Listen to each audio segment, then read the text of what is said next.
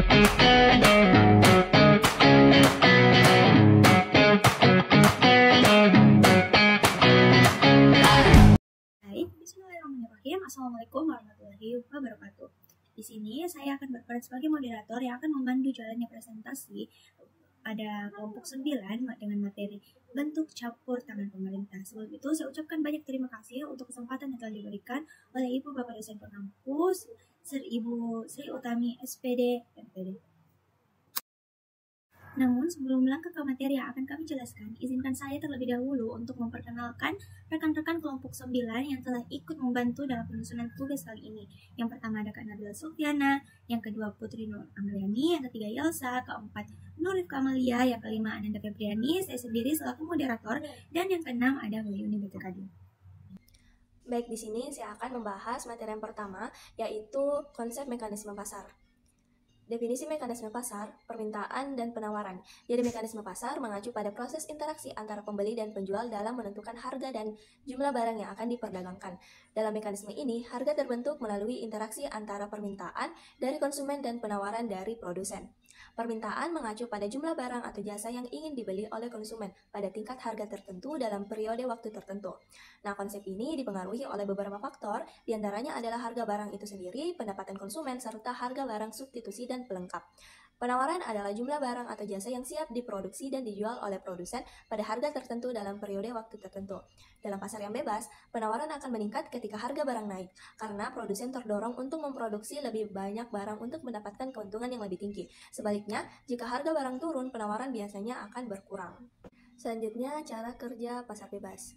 Dan menurut Ihrami dan Syariah menjelaskan bahwa dalam pasar bebas, setiap perubahan dalam faktor permintaan atau penawaran akan menyebabkan perubahan harga yang akan mempengaruhi keseimbangan pasar. Jika harga suatu barang terlalu tinggi, konsumen akan membeli lebih sedikit, dan produsen akan terdorong untuk menurunkan harga. Sebaliknya, jika harga terlalu rendah, konsumen akan membeli lebih banyak, dan produsen akan berusaha untuk menaikkan harga atau mengurangi produksi agar tidak merugi. Oleh karena itu, pasar bebas memiliki mekanisme untuk menyelesaikan keseimbangan secara otomatis, memastikan bahwa barang dan jasa diproduksi dan dikonsumsi sesuai dengan kebutuhan dan keinginan masyarakat. Faktor-faktor yang mempengaruhi permintaan dan penawaran. Untuk faktor-faktor yang mempengaruhi permintaan, yang pertama pendapatan konsumen. Ketika pendapatan konsumen meningkat, mereka cenderung membeli lebih banyak barang, terutama barang normal. Sebaliknya, jika pendapatan menurun, permintaan barang normal akan menurun. Yang kedua, harga barang substitusi dan pelengkap. Jika harga barang substitusi atau barang pengganti turun, permintaan terhadap barang asli akan berkurang, karena konsumen akan beralih membeli barang substitusi yang jauh lebih murah. Yang ketiga, preferensi dan selera konsumen. Selera konsumen yang berubah, misalnya karena tren inovasi produk baru dapat meningkatkan permintaan untuk barang tertentu. Yang keempat, ekspektasi harga masa depan. Jika konsumen memperkirakan bahwa harga barang akan naik di masa depan, mereka akan cenderung membeli lebih banyak dari sekarang untuk menghindari harga yang lebih tinggi nantinya. Yang kelima, jumlah penduduk. Peningkatan jumlah penduduk dapat meningkatkan permintaan karena lebih banyak konsumen yang tersedia di pasar. Nah, untuk faktor-faktor yang mempengaruhi penawaran, yang pertama yaitu biaya produksi. Kenaikan biaya produksi seperti harga bahan baku atau upah pekerja akan mengurangi jumlah barang yang ditawarkan di pasar, karena produsen akan kurang tertarik untuk memproduksi barang dengan biaya yang jauh lebih tinggi. Yang kedua, kemajuan teknologi. Teknologi baru yang lebih efisien dapat menurunkan biaya produksi dan meningkatkan penawaran barang. Yang ketiga, jumlah produsen. Semakin banyak produsen yang memasuki pasar, semakin banyak pula barang yang tersedia. Yang keempat, ekspektasi harga masa depan. Jika produsen memperkirakan bahwa harga barang akan naik di masa depan, mereka mungkin akan menahan penawaran saat ini untuk dijual di masa depan dengan harga yang lebih tinggi. Yang kelima, kebijakan pemerintah. Kebijakan pemerintah seperti pajak, subsidi, atau regulasi dapat mempengaruhi keputusan produsen untuk menawarkan barang. Misalnya, pajak yang tinggi akan mengurangi keuntungan produsen, sementara subsidi dapat meningkatkan. Materi selanjutnya yaitu alasan campur tangan pemerintah. Intervensi pemerintah dalam mekanisme pasar dan kebijakan ekonomi memiliki berbagai alasan dan tujuan strategis yang krusial bagi perekonomian suatu negara. Meskipun pandangan klasik seperti yang diusulkan oleh Adam Smith menunjukkan bahwa pasar dapat berfungsi efisien secara alamiah melalui invisible hand yang mengukur keseimbangan, realitas di lapangan seringkali tidak seideal itu. Oleh karena itu, campur tangan pemerintah menjadi hal yang sangat penting. Perkenalkan, nama saya Putri Nur Amriani. Di sini saya akan memaparkan materi terkait dengan bentuk campur tangan pemerintah.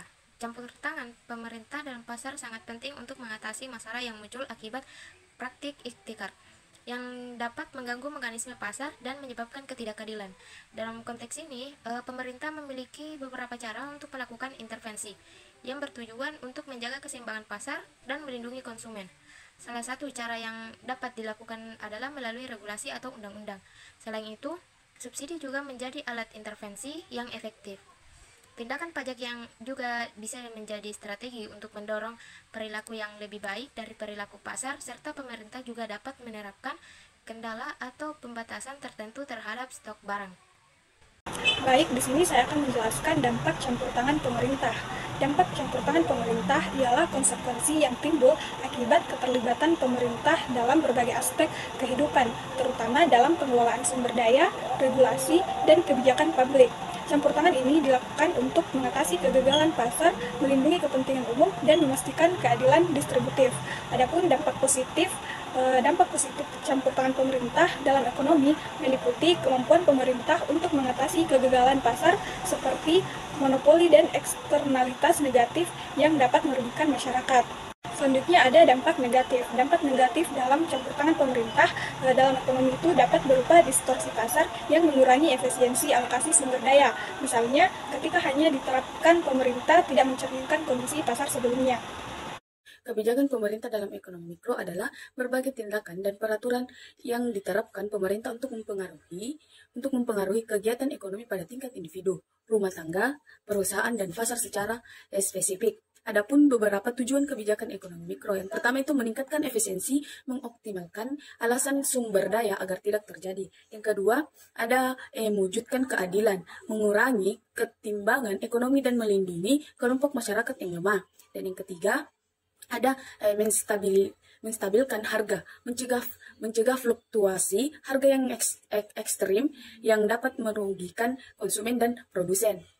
Dan yang keempat itu ada mendorong pertumbuhan ekonomi, menciptakan iklim usaha yang kondusif bagi perkembangan usaha mikro. Dan yang kelima ada melindungi konsumen, memastikan konsumen mendapatkan informasi yang benar, produk yang aman, dan penyelesaian singkatan yang adil. Dan yang terakhir ada mengatasi kegagalan pasar, menginterferensi pasar ketika mekanisme pasar tidak berfungsi dengan baik, seperti adanya monopoli, eksternalisasi negatif. Instrumen kebijakan ekonomi mikro yang pertama itu ada penerapan harga. Penerapan harga di sini terbagi menjadi dua. Yang pertama itu harga minimum, harga terendah yang ditetapkan pemerintah untuk melindungi produsen, terutama petani. Harga produksi mereka tidak jatuh di bawah biaya produksi. Dan yang kedua itu ada harga maksimum. Harga maksimum yang tertinggi yang ditetapkan pemerintah untuk melindungi konsumen dari harga yang terlalu tinggi, terutama untuk kebutuhan pokok. Dan yang kedua itu ada subsidi, bantuan keuangan atau insentif yang diberikan pemerintah kepada produsen atau konsumen untuk mendorong produksi atau konsumen barang atau jasa tertentu. Dan yang ketiga itu ada pajak. Ada pajak, pengenaan tarif tertentu atas barang atau jasa. Pajak dapat digunakan untuk mengurangi konsumsi barang yang dianggap merugikan, atau misalnya cukai rokok, atau untuk menambah pendapatan negara yang dapat digunakan untuk program-program lainnya. Dan yang keempat itu ada regulasi dan perizinan, penerbitan aturan dan izin untuk mengatur kegiatan usaha, standar produk, dan praktik bisnisnya. Dan yang kelima itu ada kebijakan persaingan, upaya pemerintah untuk mencegah praktik monopoli dan persaingan tidak sehat. Yang keenam itu ada dukungan usaha mikro kecil dan menengah, berbagai program yang dirancang untuk membantu UMKM dalam hal akses keuangan, misalnya kredit dengan kredit bunga rendah, pelatihan, pengembangan kapasitas, dan digitalisasi. Dan yang ketujuh itu ada investasi pemerintah, pembangunan infrastruktur seperti jalan, jembatan, dan pasar yang dapat mendukung kegiatan ekonomi mikro. Dan yang terakhir itu ada informasi dan edukasi, penyediaan informasi kepada konsumen dan pelaku usaha mengenai hak dan kewajiban mereka. Saya akan membahas studi kasus. Jadi studi kasus mengenai campur tangan pemerintah dalam mekanisme pasar seringkali memperlihatkan upaya pemerintah untuk memelihara stabilitas ekonomi dan melindungi konsumen dari ketidakadilan pasar. Salah satu contoh yang jelas dapat dilihat dalam intervensi pemerintah dalam sektor perumahan di Malaysia. Dalam konteks ini, intervensi pemerintah diperlukan untuk memperbaiki ketidaksempurnaan pasar yang diakibatkan oleh ketidaksesuaian antara permintaan dan penawaran, serta meningkatnya harga rumah yang tidak sebanding dengan pendapatan rumah tangga. Melalui kebijakan dan proyek implementasi, pemerintah bertujuan untuk mengkoreksi ketidakseimbangan ini dan memastikan aksesibilitas perumahan bagi masyarakat. Nah, intervensi pemerintah juga terlihat dalam konteks pasar modal, terutama dalam krisis yang disebabkan oleh pandemi COVID-19. Sebagai contoh, beberapa studi menunjukkan bahwa tindakan pemerintah dalam membatasi aktivitas komersial dan menetapkan larangan pada interaksi sosial telah menciptakan volatilitas yang signifikan di pasar saham. Dalam banyak kasus, intervensi pemerintah ditujukan untuk merespon kondisi pasar yang tidak efisien atau tidak adil. Misalnya di sektor mikro asuransi, interferensi pemerintah di China menunjukkan bahwa solusi untuk mengatasi friksi pasar hanya efektif jika subsidi yang diberikan stabil dan dirancang dengan baik, serta jika produk asuransi tersebut mudah dipahami dan didistribusikan oleh pihak yang terlatih. Hal ini menekankan perlunya desain kebijakan yang cermat untuk mencapai hasil yang diinginkan dalam konteks pasar yang kompleks. Sehingga studi mengenai kebijakan pemerintah dalam sektor pariwisata selama pandemi COVID-19 menggarisbawahi pentingnya interferensi ini untuk menjaga kestabilan pasar perjalanan dan leisure. Ada bukti menunjukkan bahwa konsumen dan investor lebih terdorong untuk berpartisipasi di pasar ini ketika mereka yakin bahwa pemerintah berperan aktif dalam mengelola dampak krisis. Ini menyoroti bagaimana intervensi pemerintah dan menciptakan kepercayaan di pasar, yang merupakan elemen krusial dalam mengatasi tantangan selama waktu yang tidak pasti. Selanjutnya yaitu kesimpulan. Jadi secara keseluruhan campur tangan pemerintah dalam mekanisme pasar adalah hal yang tidak terhindarkan untuk mencapai keadilan sosial dan kesejahteraan ekonomi.